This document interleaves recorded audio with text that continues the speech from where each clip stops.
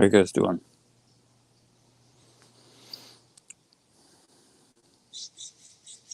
Time's almost up.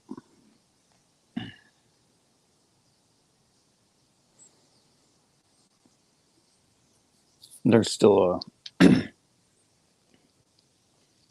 till the end of tomorrow, like nightfall. What I was thinking about. One thing I forgot last time was talking about the figs, the bugs in the figs that Rabbi Reuben mentioned was uh, the first thing I thought when when he said that's one of the things, it didn't used to be like this, but God, God punishes us for our our many sins, and bugs and fruit is one of fruit and vegetables is one of them. And my first thought was a very heretical thought. That's not fair. How could he do that? But I thankfully caught myself really quickly, and I screamed at my inner heretic, "You dirty kofar!" But and then the other thing was, I can't remember if I mentioned it, but I was like the second batch of figs that I ate, I washed them really good. I mean, what I consider really good, but and I was eating, and then I was finished all my regular other food, and I was going to eat the figs, and I go to take a bite, and I look, and there's like a thrip or something right on the fig,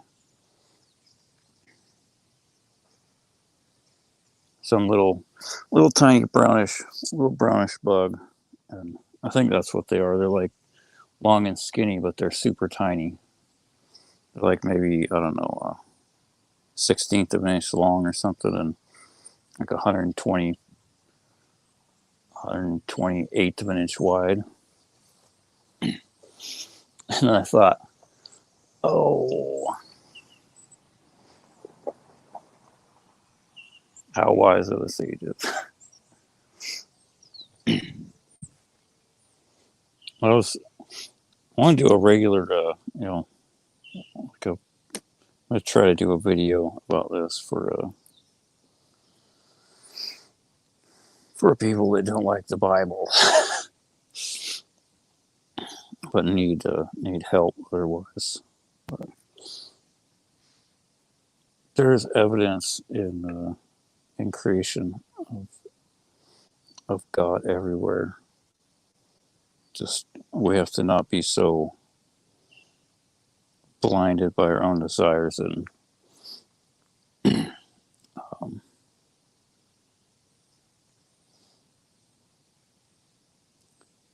sidetracked and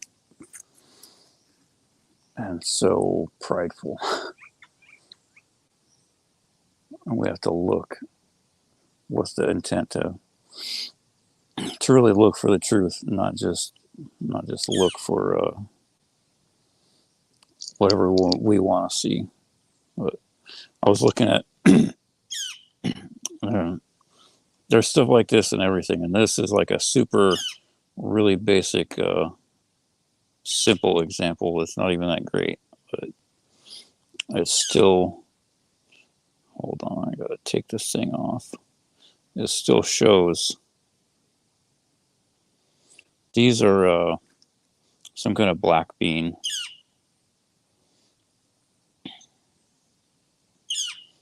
They're like a dried black bean.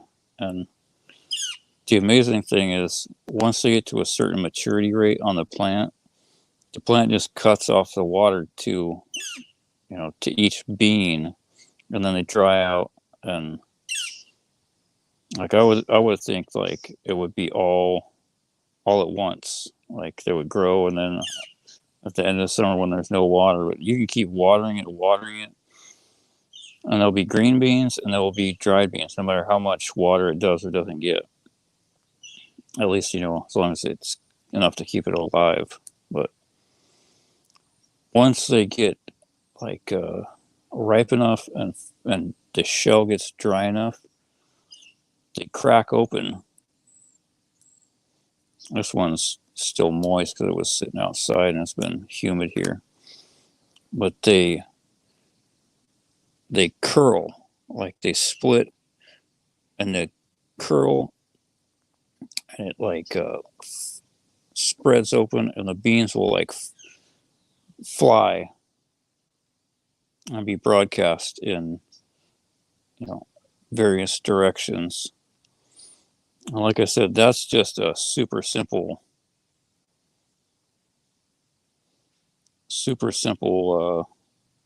really basic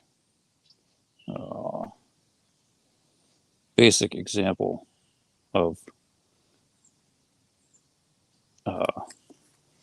intelligent design, and something like as simple as a dried bean.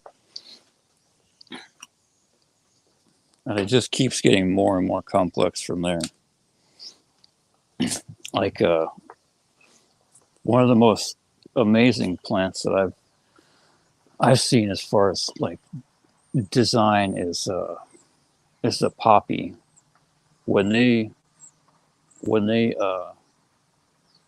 get fully mature, the head swells full of seeds, and there's like a bunch of segments in each. It's like the head is split into a bunch of channels with seed pockets. I'm not sure exactly how many channels. It probably might vary on different varieties of poppies, but once the seeds all swell up large enough and the head dries to a certain rate, the seeds, like the seed head is like, it's like two parts at least. There's like the outer shell and then the inner like separating chamber membranes, and then there's like a central shaft, and then the kind of flat top head that is where the seeds get pollinated from when it's a flower. But that central shaft and then the little flat top on it, the seeds like grow and then push it up, and like in an instant, in like literally a fraction of a second, it goes from closed to open, and that shaft lifts just enough to open a channel to every single little segmented chamber of seeds, and they just shoot out like, I don't know, at least like on some of the larger poppies, they can shoot out 10 to 20 feet at least in every single direction.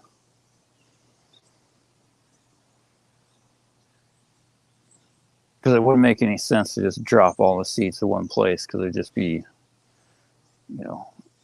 everything would try to compete with itself, and it would just, nothing would survive, would just die. But, you have to be really looking for an excuse to keep doing whatever you want to do, to not see that,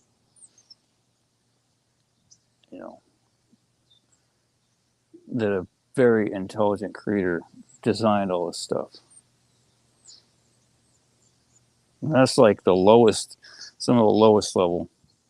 You look at the human body, and it's just like,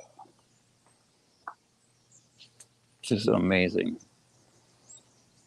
I mean, you don't even, like Robert Rubin said, you don't even have to look at the entire human body. You just look at the eye, or even something far, far smaller than the eye. You can look at the smallest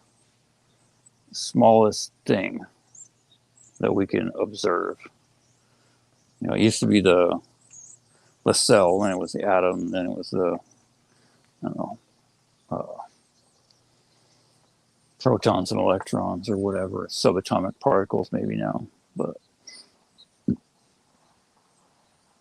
they all have like like a universe within each thing.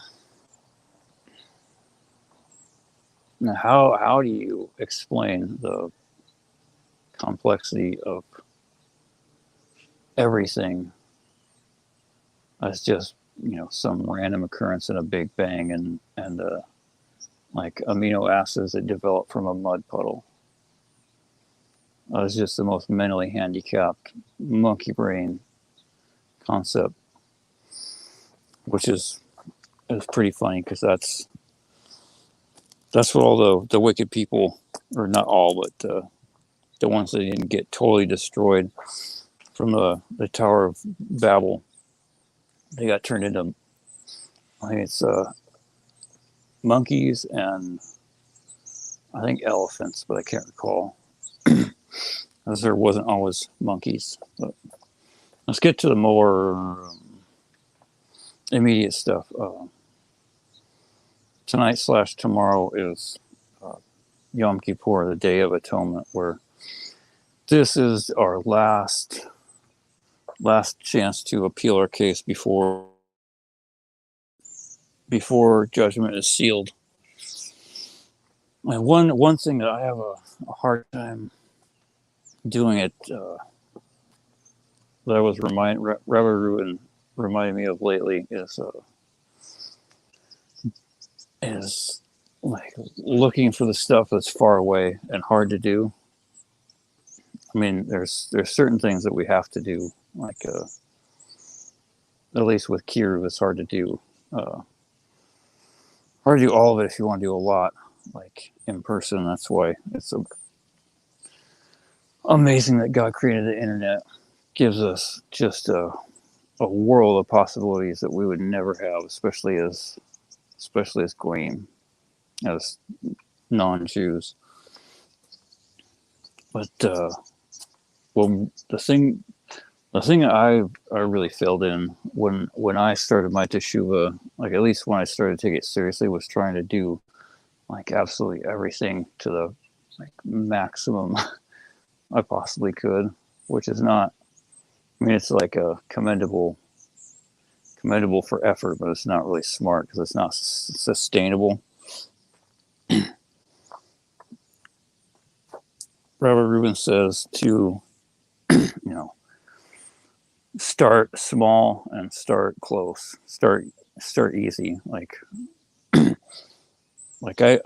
he says, read. We're supposed to read the weekly Torah portion 3 times, like once or no, twice through, and then once with commentary, so we can kind of make sure all our understanding is correct. But it says, first, when you first start, just read it once. Just read it once, once every week. And then once you get acclimated from there, and then you can start reading it twice and then 3 times. And then, it says start with simple stuff. Just don't kill anybody. Don't steal. Don't be a liar. Don't waste, do your best not to waste seed, especially intentionally. And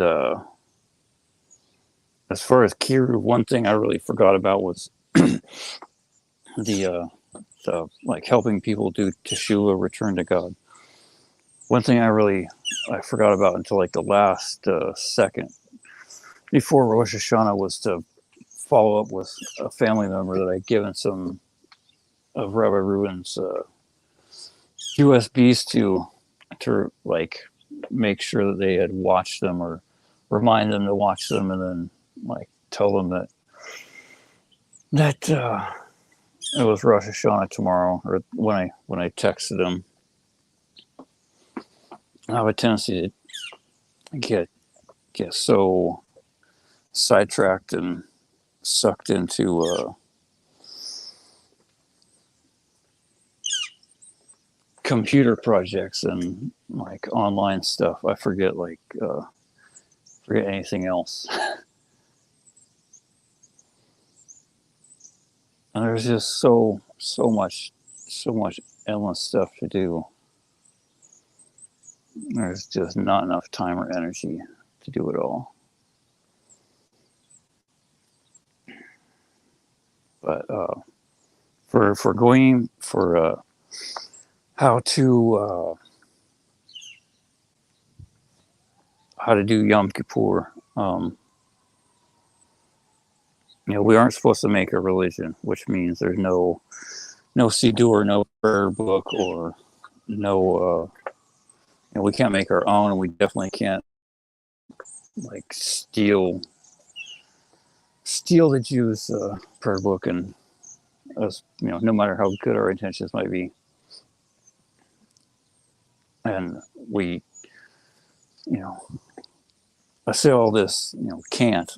A person can do whatever they want to, but we have to ask ourselves, one, is it good? Is what we're doing good? And most importantly, is it the will of God? And if we're just doing whatever we want to, most likely it's certainly not the will of God. There's rare occasions where that might happen, but it's like it's pretty few and far between, and even the times that it is, it's usually not done 100% correctly. If we aren't going by a rabbi, someone that we rely on.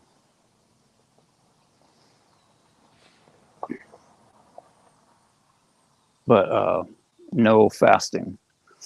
No fasting, no, we can, I think we can learn Torah, but I'm not 100% sure on that. So I'm gonna have to, there's still a lot I need to, I feel weird asking questions, and that's something I need to get over and try to do it as often as possible, as briefly as possible, so I can still, learn more. But we definitely can and should pray, and hopefully we've done as much as possible to do teshuvah, to atone for and apologize between ourselves and other people.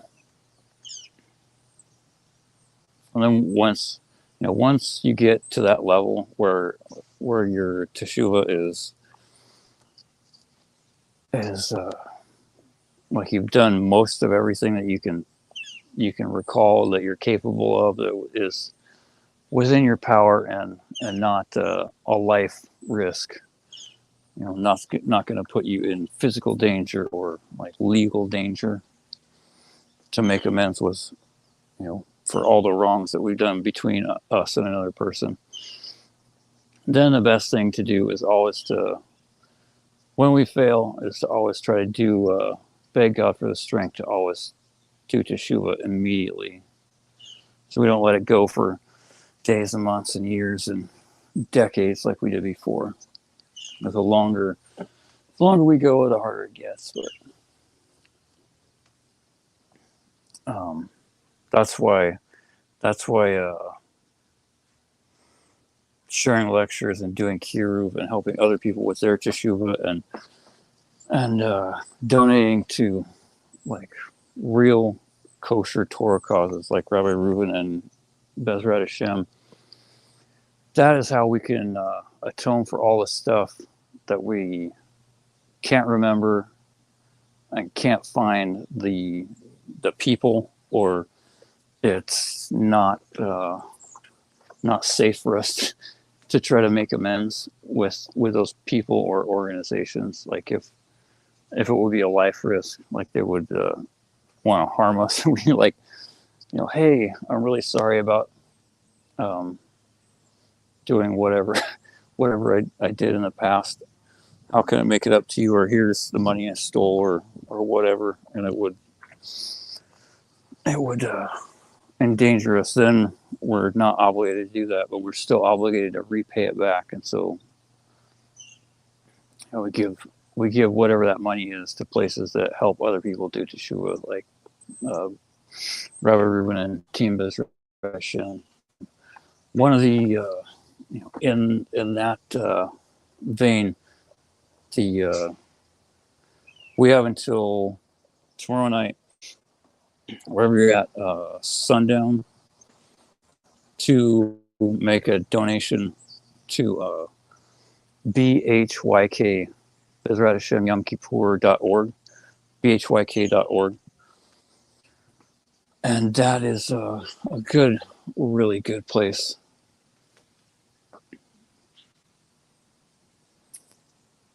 Like I mentioned before, I'm sure you could like send them an email note or something like that for what exactly your prayers are. But that, to me, that just seems like a really like you're gonna give money to something that is for God, and God knows everything. But you're gonna send a note like God doesn't know what you want or what you need. Most importantly, what we need. I just, when I give, I try to just give the money, and the best thing to do is give the money, make a like if it's for atonement for like theft or damage that we did to someone, just make a mental note in your head when you donate the money, like this is for like the millions of dollars I stole from Joe Blow, or the $1 I stole in candy from Mr. Smith's store when I was like 7 years old, or whatever. All the candy money for all the candy that I ever stole. But there's a lot. There's a lot to atone for, at least for me. Maybe you guys are all righteous and just waiting for the arrival of the Mashiach to destroy all the wicked people. But like Robert Rubin says, the only people that have any real hope of making it are the people that are just absolutely terrified that they're going to be one of the people that do make it.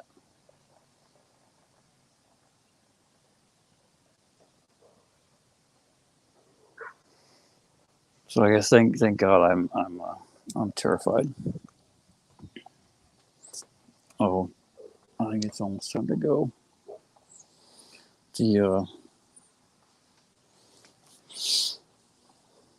Actually no, it would be, but this is weird. I don't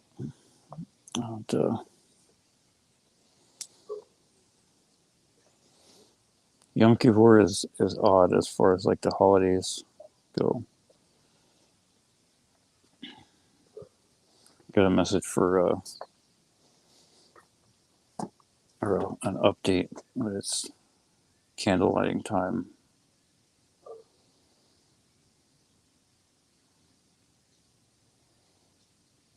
But Yom Kippur isn't. I don't think it's not a Yom Tov, or it's not observed like most of the Jewish holidays are observed like Shabbats or Shabbatot.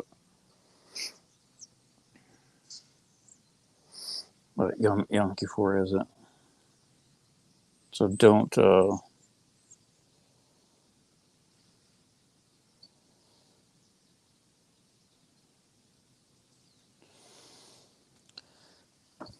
make a siddur. Don't make a prayer book. Just you can read Psalms, or just pray to God in your own words, and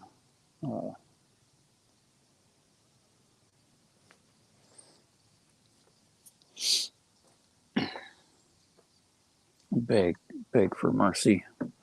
Especially, this. I'm gonna take this time as a reminder to remind everyone of who and how to pray. Is first start off thanking God for everything, and then pray for other people first.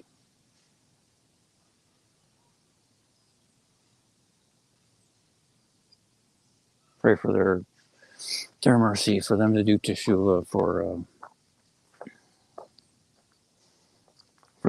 their health and well-being, and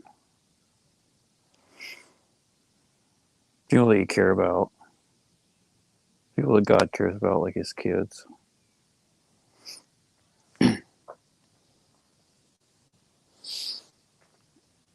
And then beg for mercy.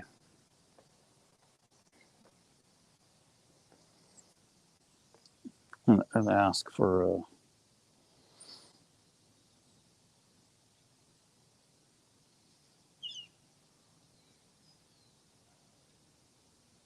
I'm gonna ask for the same thing I did last year, and repeat my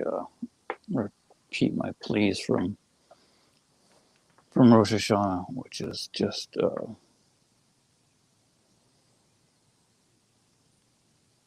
other than health and food to eat, and close to wearing a roof over my head, the knowledge and wisdom and strength to know and understand whatever comes is absolutely the best ever.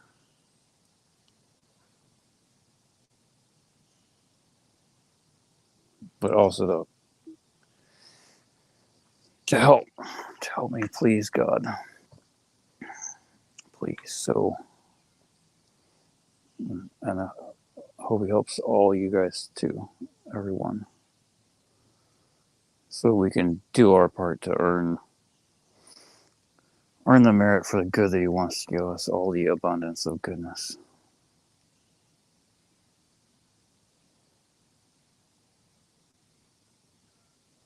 So that we can, and also please, God, Master of the universe, please give us all the wisdom and the strength to outsmart and to overpower the Yetzer Hara,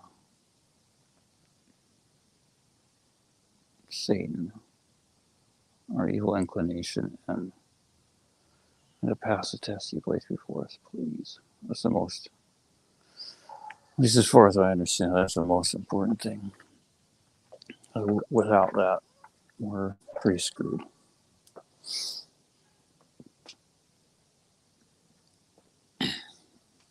But there's a key, there's a secret key to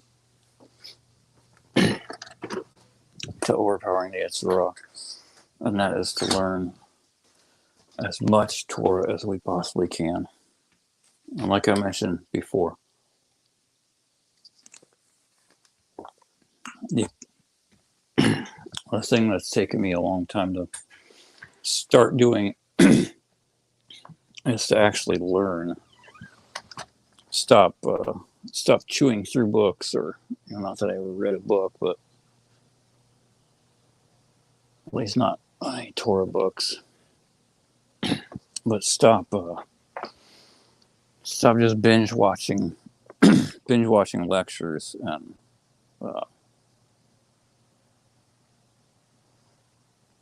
stop focusing on how many minutes on the playback screen or whatever went by, and start focusing on what got retained. Really burn it in. And we all have to find a way to make our learning work like that for us, whatever it is. Like I mentioned a while back, the first thing I did was cut clips with like screen recording. I would watch lectures, and anytime I found something that really that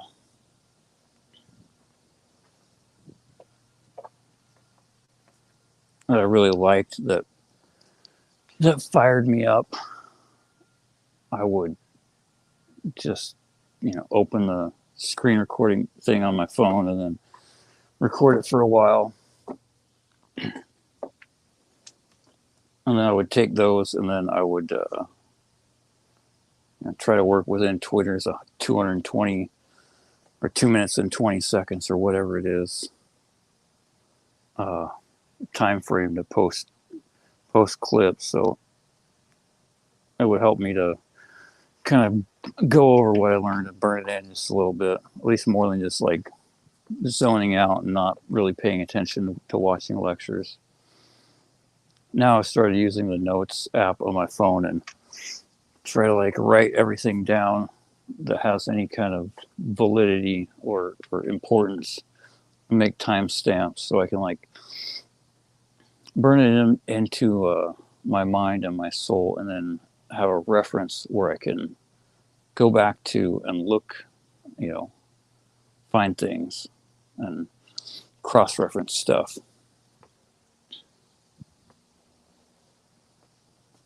So you got to find out some way to do something like that.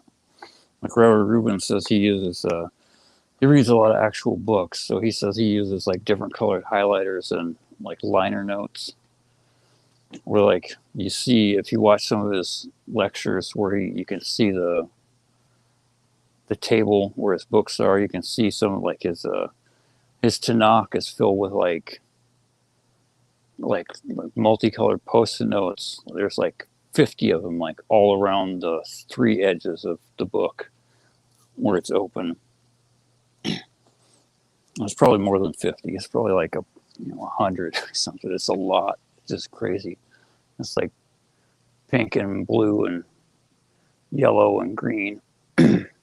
little tiny cut up post-it notes in like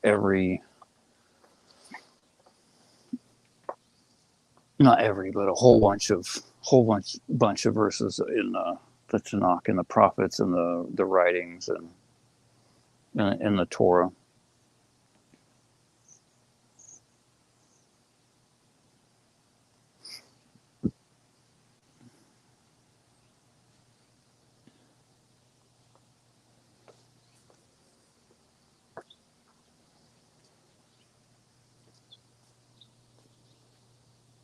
One thing I heard, I think it was like, I can't remember if it was right before, it was either right before or right after Rosh Hashanah. In one of the Pirkei Avot, Rabbi Reuben mentions his cousin died on the second day, like Rosh Hashanah 2, one year when he was 23, which kind of sucks.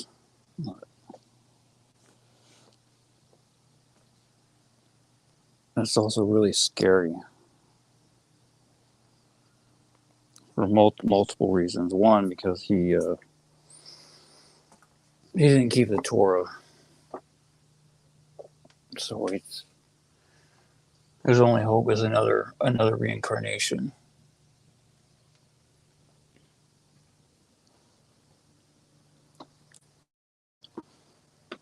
And he was like, he was right scooter, and he fell and his head. He went to the hospital. They told him everything was fine. He fell asleep and passed away. He died. But the other scary thing is it was Rosh Hashanah. His everyone's fate is it's Judgment Day, but our fate isn't supposed to be sealed until Yom Kippur. But there was, I'm sure there's plenty of people that die between Rosh Hashanah and Yom Kippur every year. But doesn't really seem like a really good sign to be decreed to die like during the Days of Atonement. It's like not a good sign, that's for sure. And really, really scary.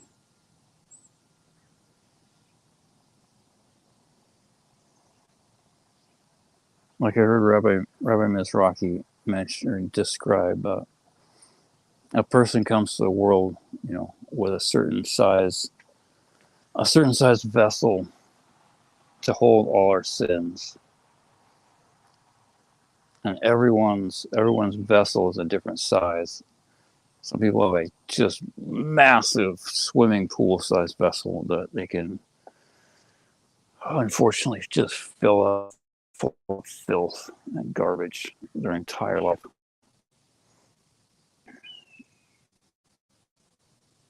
And some people have a little tiny shot glass.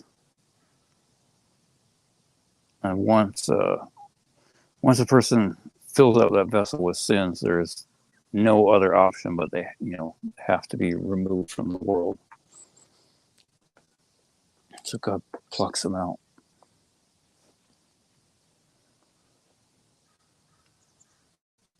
That's not the case with every person that dies. Just with a lot of people, I guess.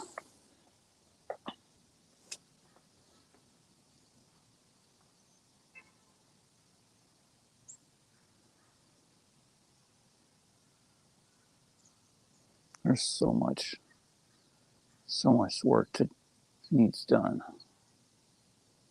I need to do more work, more kiruv.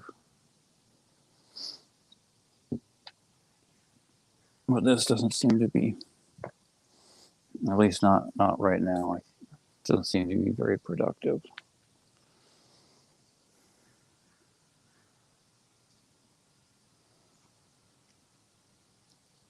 I have no clue whether that will be the case in the future, though.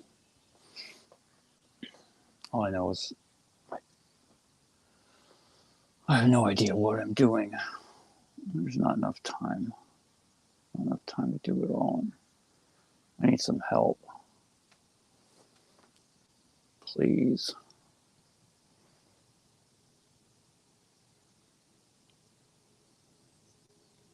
Need some guidance for which way to go.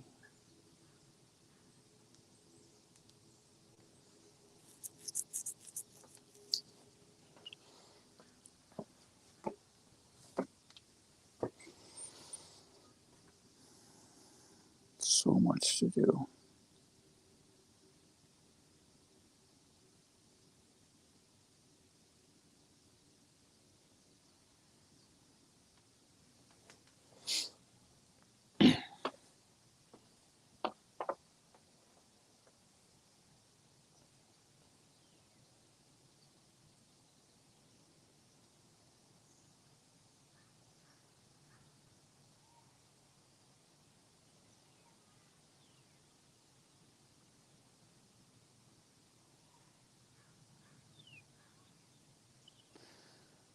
Hope you guys are all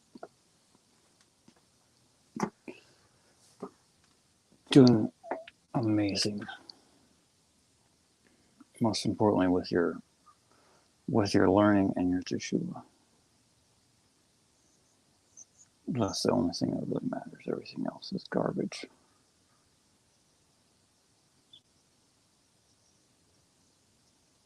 And it's not really learning Torah if we don't apply it to our lives. That's the key thing to remember. Oh, and while I'm here and remembering it for a fraction of a second, in Musar Perkei Avot,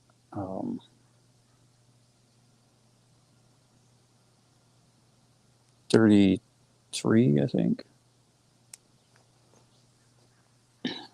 Yeah, the 3 keys to Teshuvah. That's what that Shur of Rabbi Rubens is called. Musar Perkei Avot 33. He goes over Perkei Avot 3:1.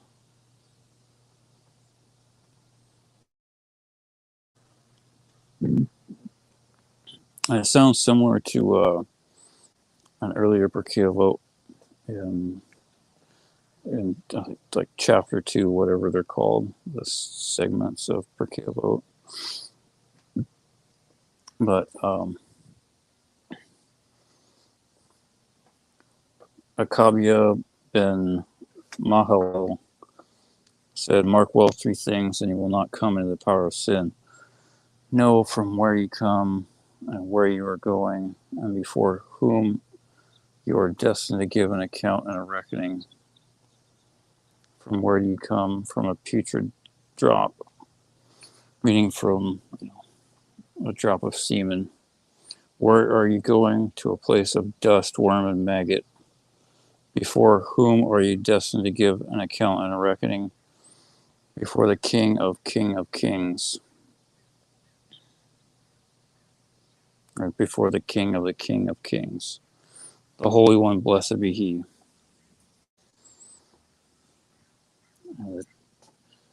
Some of the translations that I find to use, it drives me nuts to see like first person or second person references to God not capitalized. So when I realize that I have to go over and recapitalize everything at least when I copy and paste or take notes or whatever.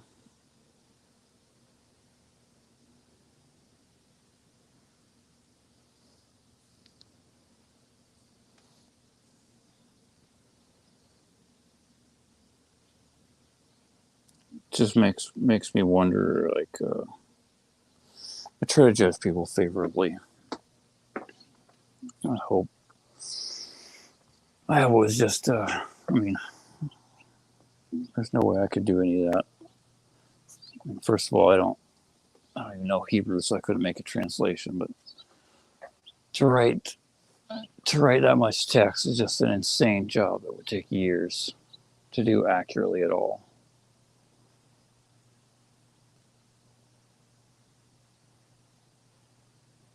But the reason those are the three keys to Teshuva is, if, like Rabbi Reuben says, if we keep those things in mind, and everything's jumping around. Like Rabbi Reuben and Akabia ben Mahalel says, if we keep them in mind and focus on them, like where do we come from? From a putrid drop that can't survive for more than a few hours outside the body. It's it's living and then it's dead. It's absolutely worthless. The only reason it makes a human being is because it goes and connects with an egg, and then most importantly because God says so. There's plenty of people that try and spend thousands of dollars and put their faith in doctors. Still, no life happens. God is the one that makes life.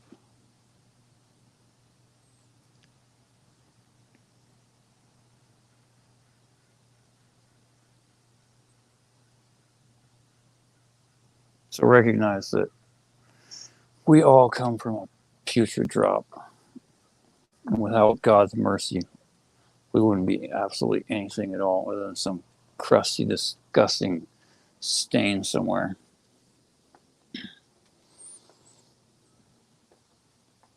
And where you are going, which is a place of dust, worm, and maggot, destined to be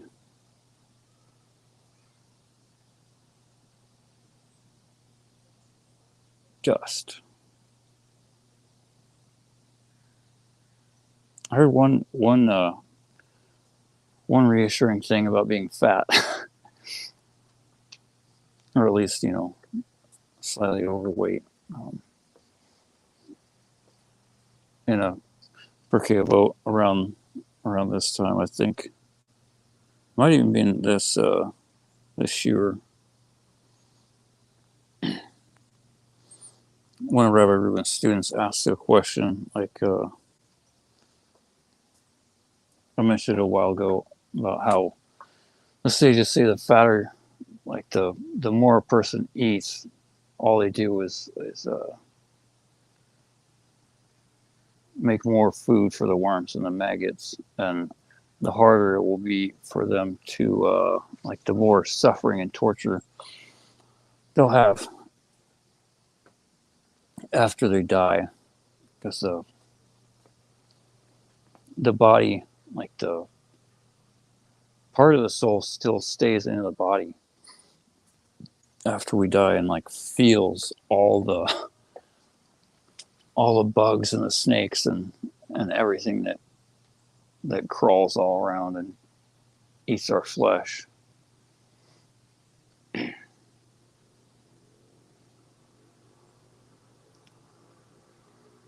But Reverend Rubin's student asked him about that, and said, what about the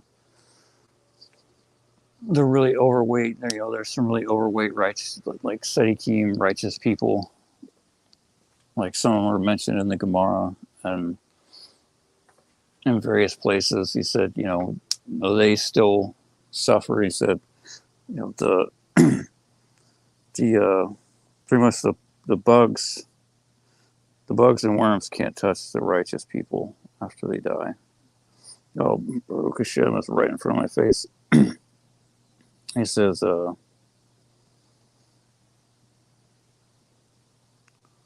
say that anyone eats a lot is just making more food for the worms and the maggots, unless he's a tzaddik, and then the maggots can't touch him.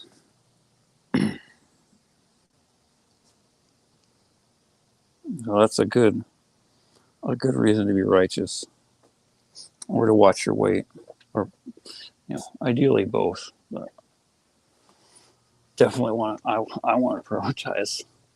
I want to prioritize being righteous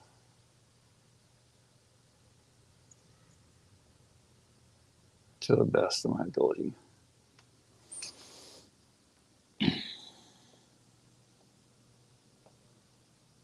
Before whom you're destined to give an account and a reckoning before the King of Kings, the Holy One, blessed be.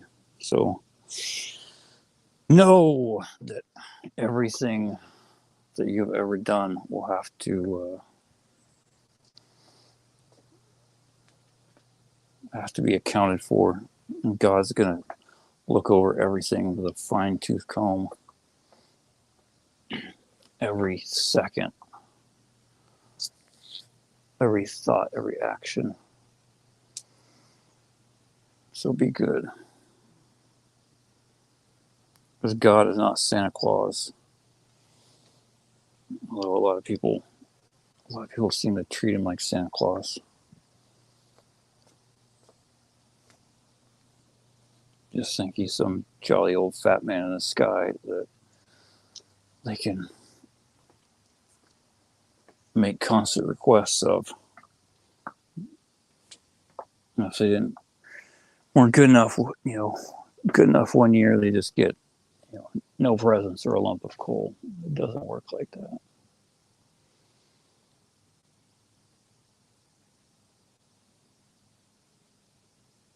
God is infinitely merciful, but he's also infinitely just. We have to pay for everything, every damage that we did if we don't do teshuvah. There's a really big hawk soaring right now.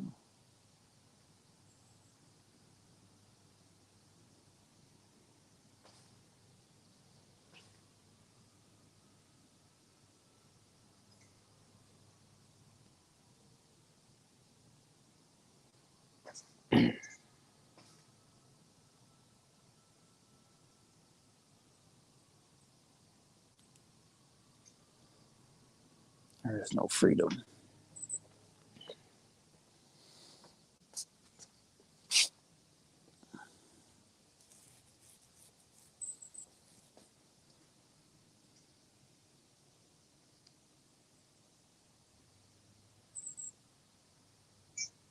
Freedom is an illusion.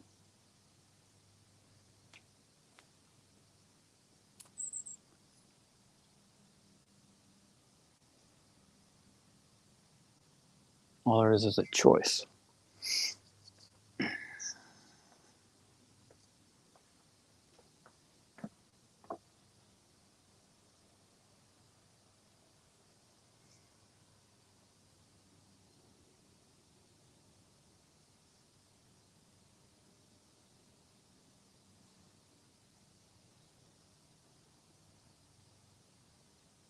I wish everyone would see,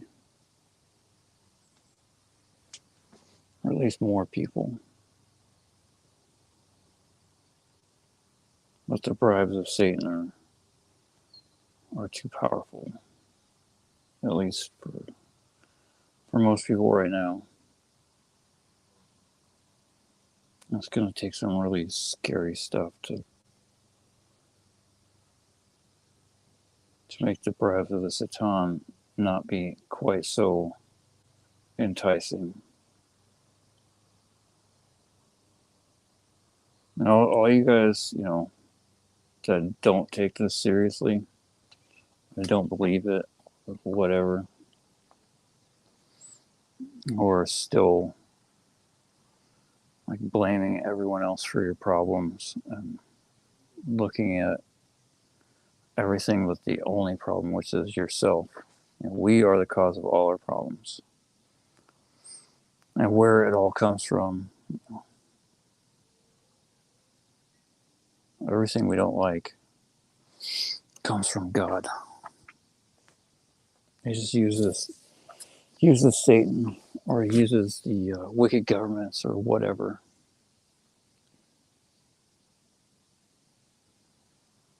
Or wicked people. He just uses them as a stick to beat us with.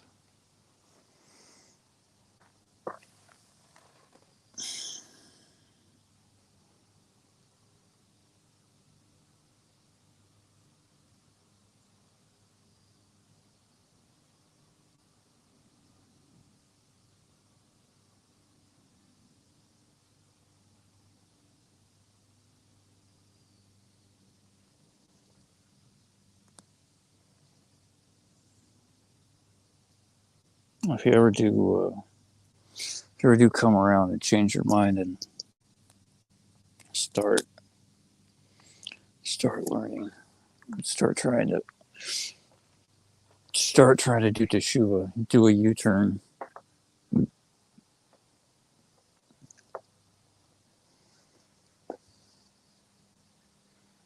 You're gonna wish you wouldn't have wasted so much time.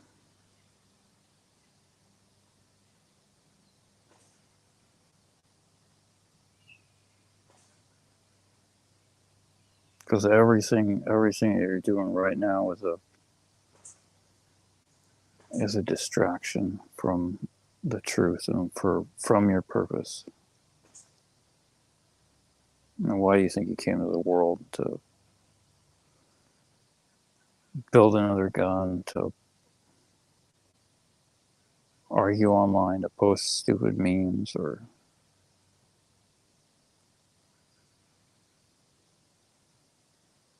to get drunk way too often, or at all, to just gratify your physical desires with no thought to anything other than just me, now, gimme. What's next?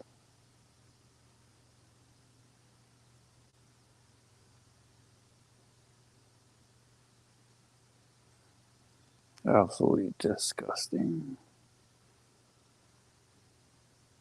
And believe me, I know, because I lived it for my entire life up until a couple years ago. At least as much as you probably are.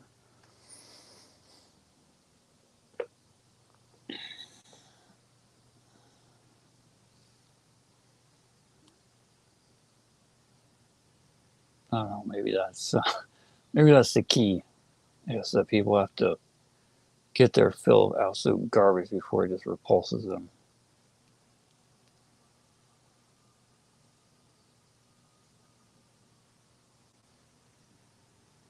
either that or suffer so much, where they just absolutely cannot stand it any longer. They just beg God for help. They give up.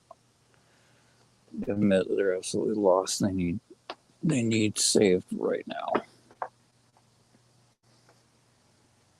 Probably some combination of both for most people.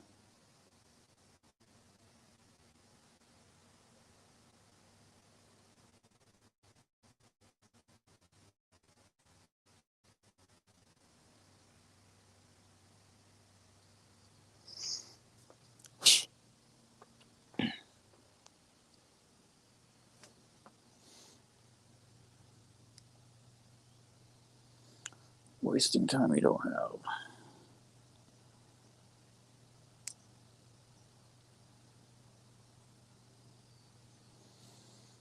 Let's go over last week's Torah portion, since we haven't done that yet. Moshe lived from 7 Adar to 7 Adar, exactly 120 years. That's from Rashi's commentary on Deuteronomy 31:2.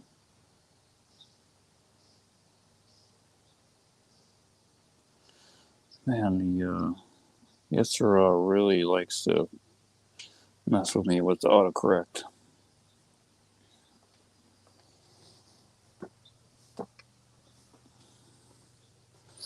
Oh, this is another really good thing in Rabbi Reuben's shur on this Torah portion, Parashat Vayelech. The best thing about punishment is it's from last week. Really good. I mean, I recommend watching all his lectures, but pretty much everything he's uploaded in the last months and months and months has just been awesome. Can't live without it. Absolutely not at all. He says the secret for how to cleave to God.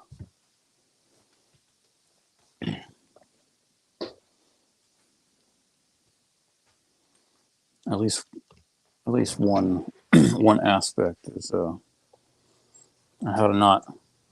to avoid all the horrible curses in the Torah. To be strong and of a good courage, fear not, nor be afraid of them. For the Lord thy God, he it is that goes with thee, and he will not fail thee nor forsake thee. And he's Moshe is referring to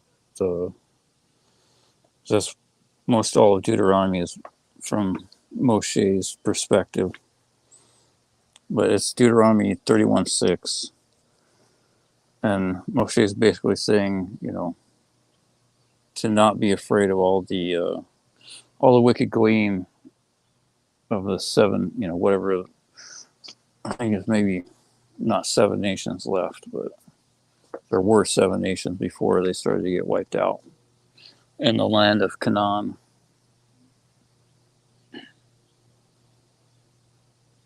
Be strong and of a good courage. Fear not, nor be afraid of them.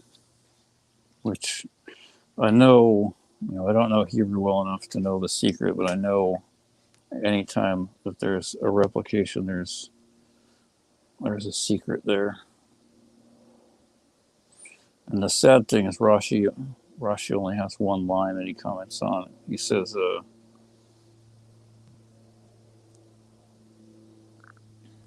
"Lo if ka," or no, lo ear if ka.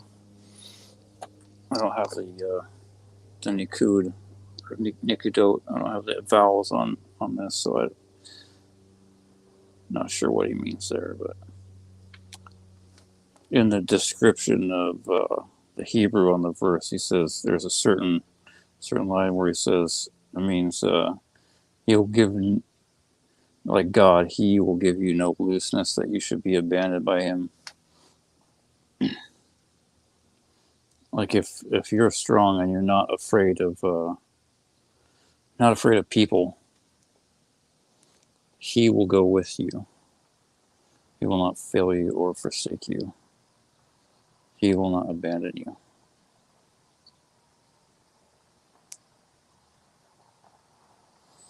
Doesn't matter whether it's a terrorists or governments or conspiracies or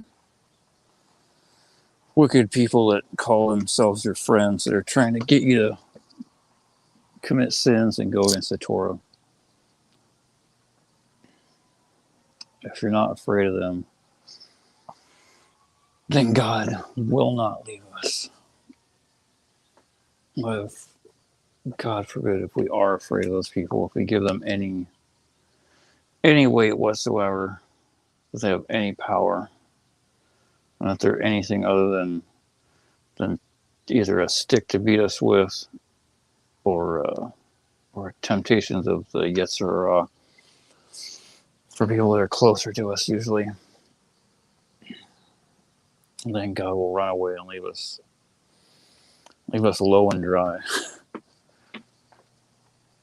I mean, that's the thing. God doesn't run away. We push him away with our actions. God's always right there, and he wants to be right there. But we do horrible things. And we push him away with our actions.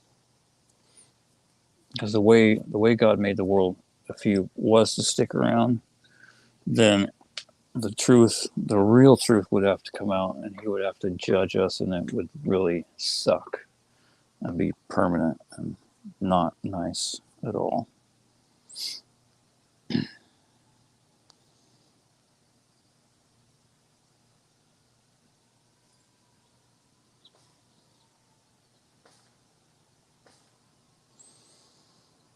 Deuteronomy 31:15, and the Lord appeared in the tent in a pillar of a cloud, and the pillar of the cloud stood over the door of the tent.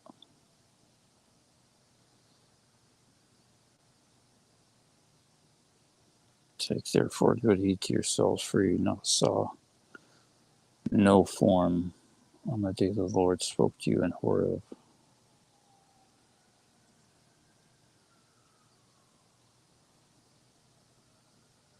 John 16, God gives a prophecy that his nation will go astray after other gods and forsake him and break his covenant.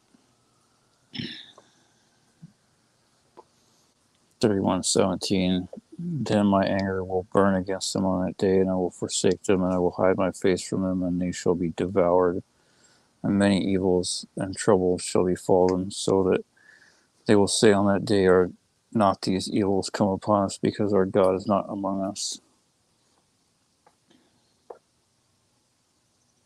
Rashi says, and I will hide my face from them as though I do not see their distress, even though obviously he does see. He sees everything. Rabbi Reuben Shlita says that they start to do teshuvah, but it's not complete teshuvah. They fake it. I mean, they start. They're like, they acknowledge that they did wrong, why these things are happening, but they try to placate God with some half efforts, and they keep harboring in their heart, basically, that they can still keep committing certain sins, whatever it is that each person desires in their heart, in their Yetzer Hara.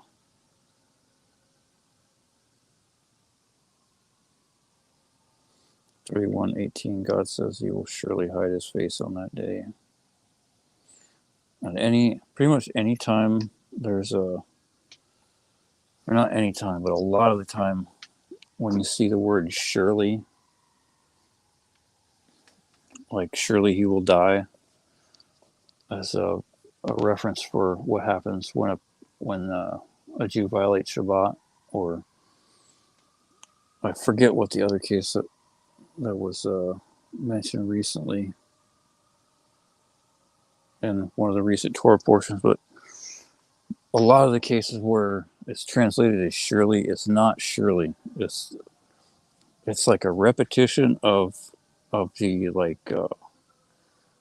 accusative word, or like a descriptive word of horrible punishment.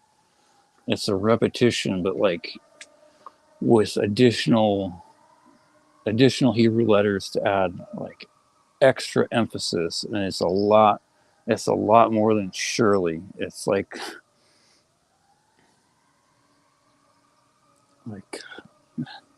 not surely he will hide his face. Like it's horrible what what God hiding his face on that day will mean. Just absolutely horrible. And a lot of the other times in the Torah where it says translated in English as surely, it usually means some horrible stuff, some really really horrible stuff. There's just no substitute for Hebrew, at least not without a lot of extra words and commentary from someone that really knows the language and has fear of heaven, because otherwise they won't get it right. They won't convey it properly. They'll like dance around it, using words like surely. No surely here.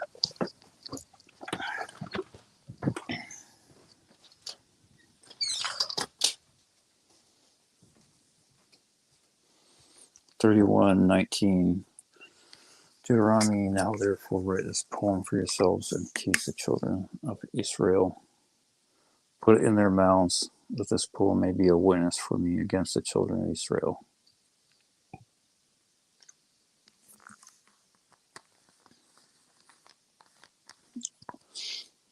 This poem, it's really poem's not the right word. It's a song. It's a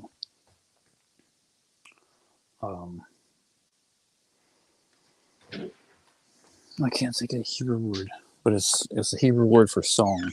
I think it's. I thought it was shiur, but I don't think that's right. It's something like that.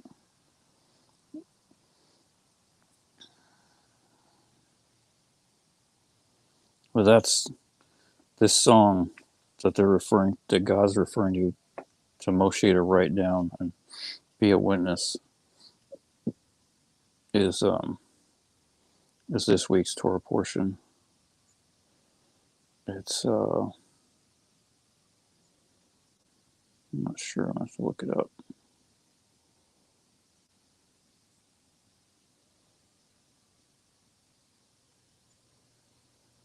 Ha'azinu. HA apostrophe AZINU. Deuteronomy 32:1-52. Another really short, not as short as last week, but still fairly short Torah portion. There's only one. Wow, the Haftarah is pretty long. 2 Samuel 22:1 and 50 through 51.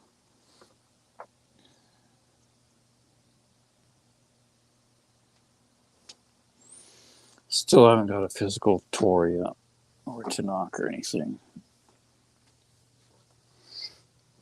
For any of you guys that have physical, like a book, or if you use online or wherever, you should start using somewhere that's not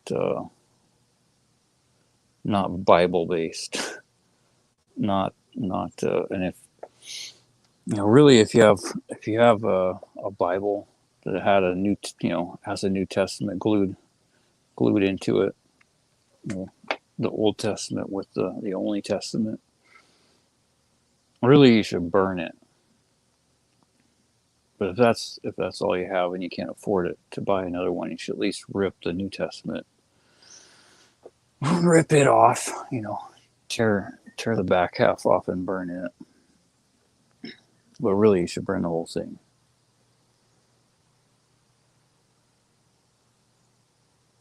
And that's not my suggestion. That is halakha from that's the how the law is observed by as written by the Rambam and accepted by pretty much all the Jews with fear of heaven from like the year 1100 whatever when Rambam wrote Mishnah Torah on, or at least as soon shortly after he passed away when the people that went the rabbis that went against him started doing teshuva. That's a really amazing lesson of what we can learn about like what is needed for teshuva and how much of a miracle the internet is. As if we didn't have the internet, we would have to do this. One of the I forget what the rabbi's name was, but he was like one of the biggest rabbis of the generation in Europe, and he fully went against the Rambam when the Mishnah Torah came out, and he read a few things, but he didn't read the whole thing, and he kind of jumped to conclusions because of some of the things that he read in there. And when the European authorities, like in Spain and a lot, I think mostly of it was in France, started not just burning the Mishnah Torah, they started burning Sefer Torahs, like actual Torah scrolls. Then he and the other rabbis that went against him knew that there was a huge mistake, and they needed to go look at what they missed. And because if they were right, nothing like that would have happened. God wouldn't have done something so severe to wake them up, to show them that they had made a horrible error. So after he went and looked at reread in detail the Mishnah Torah and found out that not only was he wrong and the Rambam was right, but he was like way right about everything. And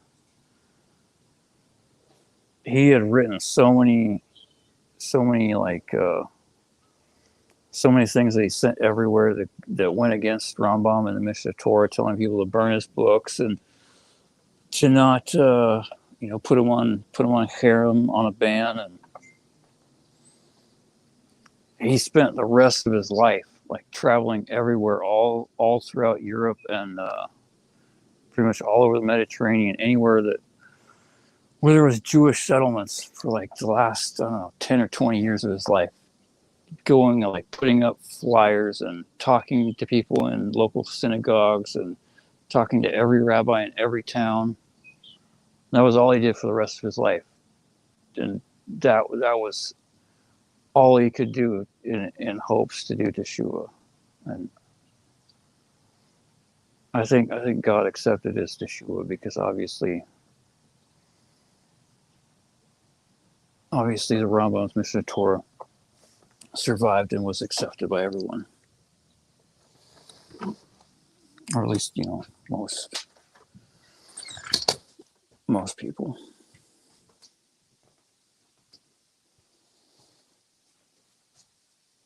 This phone's probably gonna run out of battery pretty soon. I should get going.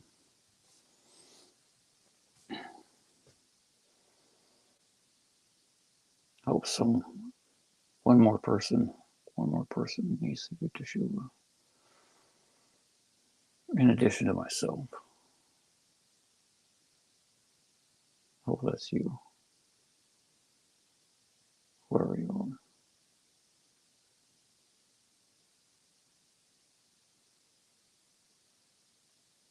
There should be links in the description of this.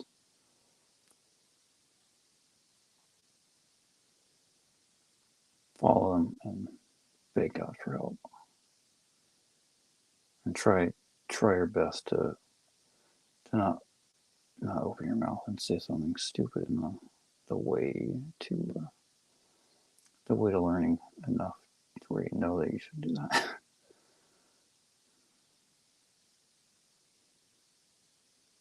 God help us all.